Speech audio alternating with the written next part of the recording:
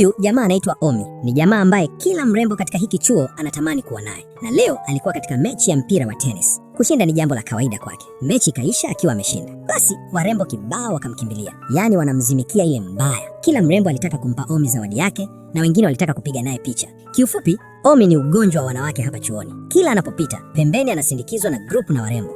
Sasa kuna huyu binti hapa. Yeye hubaki tu akimwangalia Omi kwa mbali. Naye moyo wake unampenda Omi, lakini anahisi si wa levo yake. Jina lake ni Eli. Eli ni binti mpweke, anayedharauliwa na asiye na marafiki hapo chuoni. Anampenda sana Omi, lakini anaogopa kumwambia Omi hisa zake, kwani anahisi Omi atamkataa.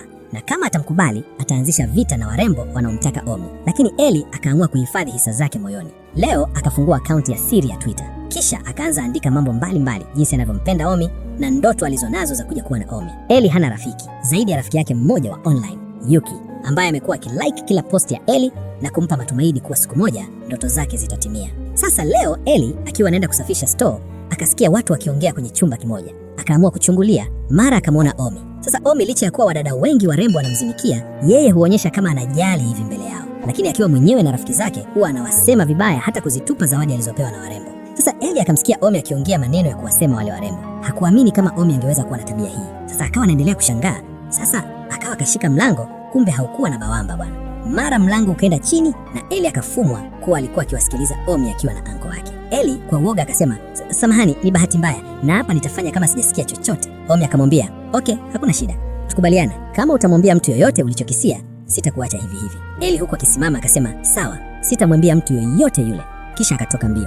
Akawa anakimbia huku mapigo ya moyo yanaenda kasi. Sasa kumbe wakati anaondoka alisahau simu yake pale chini. Omi akaichukua na ilikuwa on. Kucheki akakuta ile account ambayo Eli alitengeneza na kuandika hisia zake juu yake na future alionayo ya kuwa na Omi. Ndipo Omi akagundua kuwa kumbe huyu binti ananipendaga. Sasa baadaye akawa anaweka vitu vyake sawa ili aende nyumbani. Akilini bado akawa anamfikiria Omi kuwa kumbe ni mkatili hivyo. Sasa Omi naye akawa anatoka zake chuoni.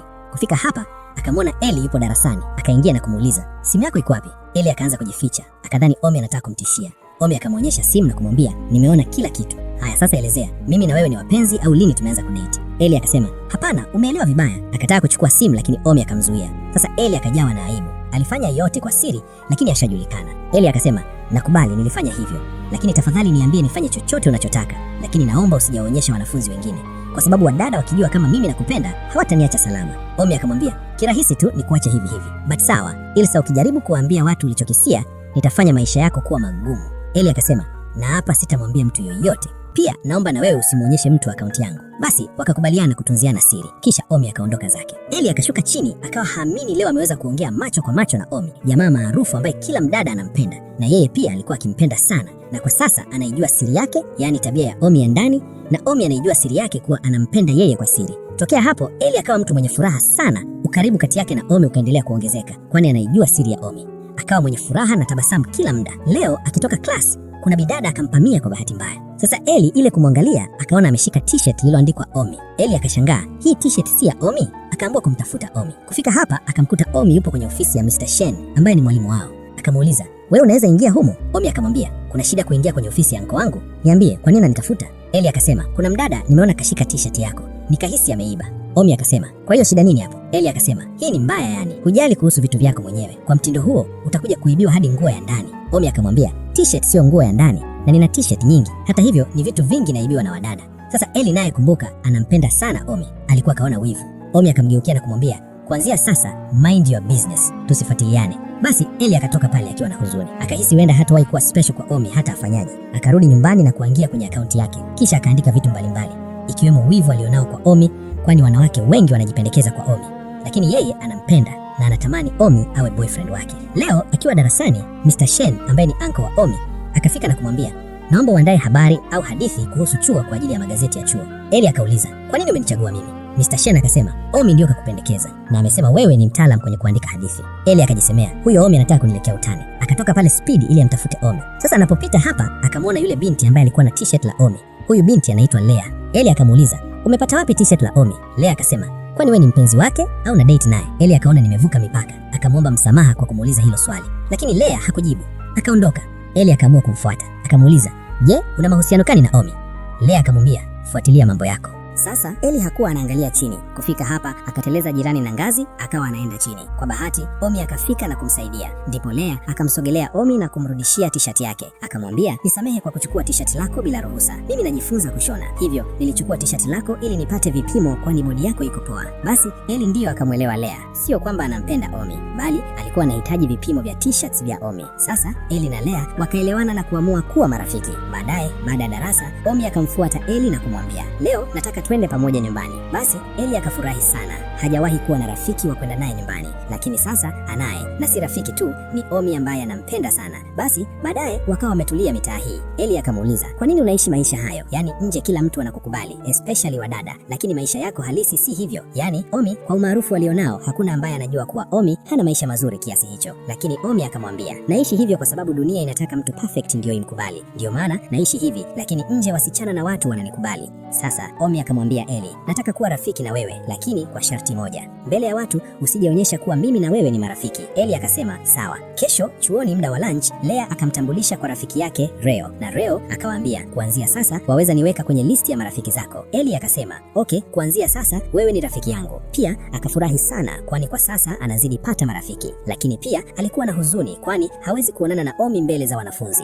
hivyo inamlazimu aende kwenye ofisi ya Mr. Shen ili kukutana na Omi. Omi kuona Eli hana furaha akamwambia, ukuhitaji waweza hata kuja kunitembelea mahali ninapoishi. Basi Eli akafurahi, akaanza kuimagine venye akifika na Omi akamwambia nakupenda, pia atamtambulisha kwenye familia yake. Oho, kumbe alikuwa kwenye kazi, akawa anaota mchana. Sasa mwalimu akamshtua, wewe yani unaota mchana na kazi hujamaliza? Eli akashtuka, kumbe hata kazi aliyopewa alikuwa hajaimaliza na wenzake wote tayari walikuwa washamaliza. Nakumbuka hana rafiki. Kwa bahati nzuri akafika kijana mmoja na kuanza kumsaidia Eli, akampa company hadi Eli akamaliza kazi yake. Sasa huyu kijana ndiyo Yuki ambaye huwa ana like na kucomment kwenye posts za Eli, japo hajawahi mwambia wala Eli hajui kama ni yeye. Baada ya kumaliza kazi, Eli akaelekea kuandika hadithi aliyoambiwa na Mr. Shen. Tena hakukaa darasani, akaja kukaa kwenye hiki chumba ambacho mara nyingi Omi hupenda kukaa, na Omi akawa pembeni akimpa company. Sasa akiwa hapa akamsikia Mr. Shen akimwambia Omi, kuna mashindano yanayoenda kufanyika na yatahusisha mpira wa tennis. Watu muhimu tu ndio wanachaguliwa kushiriki, hivyo ni nafasi yako nzuri kushiriki. Eli akaanza kuimagine the way Omi atakavyokuwa anacheza na kuwin. Basi naye akaamua kujiunga kwenye mashindano. Kwa bahati akafanikiwa kupita kwenye mchujo wa kuchaguliwa kuwa mshiriki kwenye hayo mashindano, na siku ya mashindano ikafika. Eli akaelekea kuketi pembeni ya uwanja wa tennis, lakini kuwa warembo wakafika na kusema Omi hayupo uwanjani leo kwa sababu ana majeraha. Eli kusikia hivi akatoka mbio na kuelekea kumtafuta Omi. Kufika akamkuta Omi kalala kwenye kochi. Basi akamfunika, kisha akawa anataka kumtafutia kitu cha kula, lakini Omi akaamka na kumwambia, usisumbuke, mimi niko sawa. Eli akamuuliza, sasa kwa nini hujaenda kushiriki mashindano? Lakini Omi akamwambia, hakuna haja ya mimi kwenda, kwani hata bila mimi watashinda tu. Kisha akarudi kulala. Eli kusikia hivyo akahisi wenda Omi ni mvivu, akamwambia sawa, fanya unavyotaka na kuondoka. Kesho yake akaamua kuendelea na mashindano kivyake na tena kutomuongolesha Omi, lakini hakuweza acha kumfikiria Omi. Hii ilikuwa machi yake ya mwisho ambao akishinda tu anachukua kombe, lakini kwa kuwa hakuwa sawa akaanza kuzidi wa points. Akahisi kabisa hawezi shinda huu mchezo, lakini mara alipoangalia juu akamwona Omi. Omi akamwonyesha tabasamu na kumpa moyo. Eli akapata nguvu tena za kupambana. Mwisho akaibuka mshindi. Basi akawa amewaletea ushindi darasa lake na kila mtu akampongeza, na Omi kwa sasa akaanza kujulikana na watu pale chuoni. Baadaye akamfuata Omi, akafika na kwa aibu akamwomba msamaha Omi. Omi akamuuliza, kwa nini unaniomba msamaha? Eli akamwambia, jana jioni nilikufuata na kukuona unafanya mazoezi makali sana. Sasa sijajua kwa nini hukushiriki mashindano na ulishakuwa na mazoezi makali hivyo. Omi akamwambia, kama unavyojua wanawake wengi wananikubali hapa chuoni. Sasa jamaa zangu hawanipendi kwa sababu wanahisi nitawachukulia wanawake zao, na kama ningeshiriki kwenye mchezo huenda hata tusingeshinda, kwani wasingenipa ushirikiano wa kutosha. Ndipo Eli akamwelewa Omi kwa nini hakuingia kwenye machi. Eli akamwambia, mimi naamini wewe ni mtu mwema, unajituma na hupendi ugomvi na watu. Nitakuwa upande wako siku zote. Basi polepole akamsogelea na kumkumbatia Eli. Eli akashtuka, mapigo ya moyo speed 180. Bwana, nini kitaendelea?